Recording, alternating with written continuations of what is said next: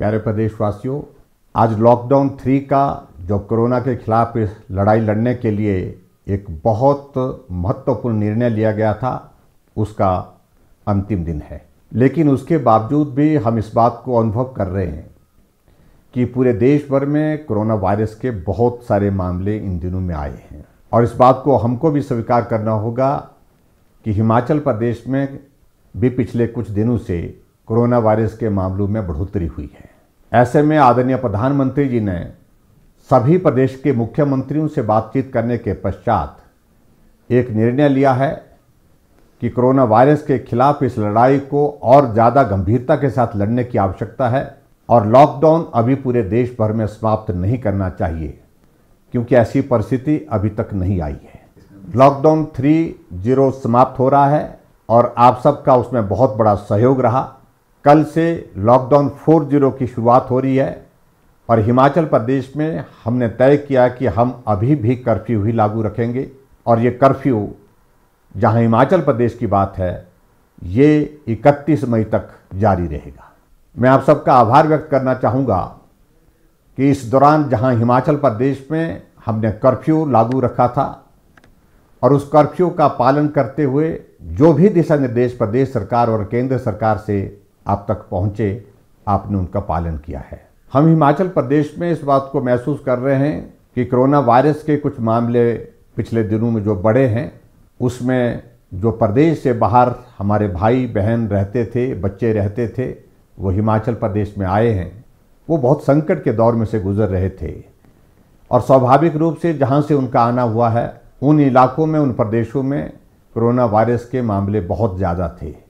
ऐसे में ये संभावना व्यक्त की जा रही थी शुरू से ही कि कोरोना के मामले हिमाचल प्रदेश में और बढ़ सकते हैं, और ऐसा हुआ भी। हिमाचल प्रदेश में कोरोना वायरस के जो मामले बढ़े हैं, उनकी संख्या अब 80 तक पहुंच गई है। लेकिन मुझे इस बात को लेकर के भी संतोष है कि 80 में से हमारे पास हॉस्पिटल में जो उपचाराधीन है, जो पॉजिटिव केसेस हैं, जो जिनको आइसोलेशन में हमने रखा है, उनकी संख्या 33 है।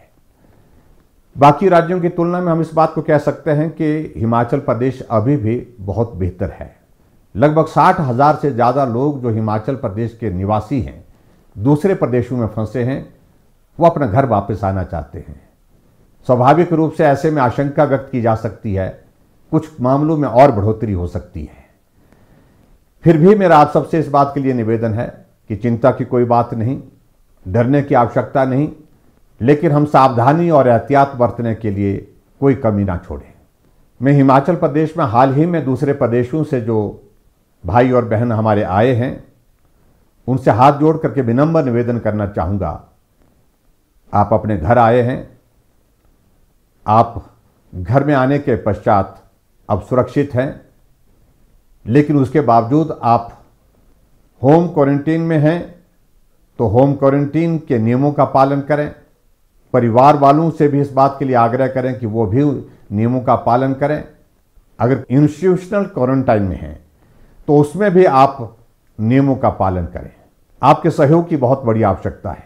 हिमाचल प्रदेश के सभी भाइयों और बहनों की जीवन की रक्षा हमारी जिम्मेवारी है। हम उस जिम्मेवारी का निर्वहन कर रहे हैं और मुझे पूरा भरोसा है, पूरा विश्वास है, आप इस संकट की घड़ी में हमारा सहयोग करेंगे। इस बीच में मुझे इस बात को लेकर के खेद भी है कि कोरोना वॉरियर के नाते जो फ्रंट लाइन पे काम कर रहे हैं, जिसमें एक डॉक्टर टांडा मेडिकल कॉलेज का, वो भी संक्रमण की चपेट में आए हैं। एक हवलदार, वो भी पुलिस विभाग में काम करते हुए कोरोना वायरस की चपेट में आए हैं। मैं उम्मीद करता हूं कि उनका स्वास्थ्य बहुत जल्दी ठीक हो जाएगा।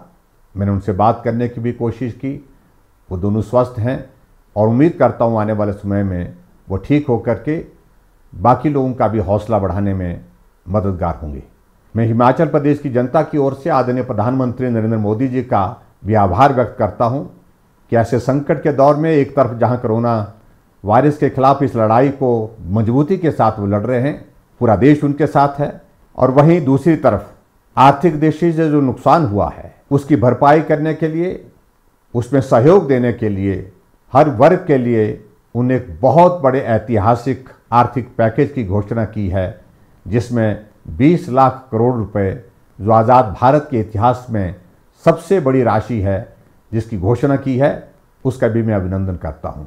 एक बार फिर से मैं सभी हिमाचल वासियों का आभार व्यक्त करता हूं, जिन लोगों ने अपने सीमित साधनों के बावजूद हर तरह से मदद करने की कोशिश की है।